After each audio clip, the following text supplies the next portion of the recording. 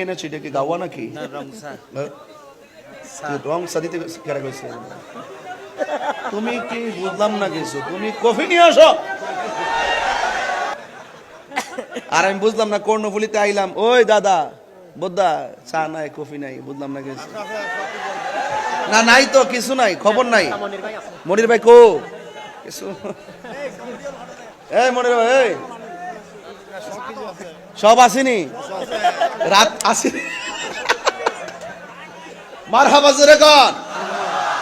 আপনারা কি কষ্ট পাইতেছেন?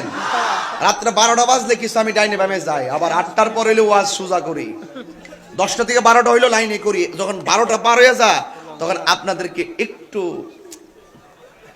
বোঝেন না, মারহাবা জোরে কর।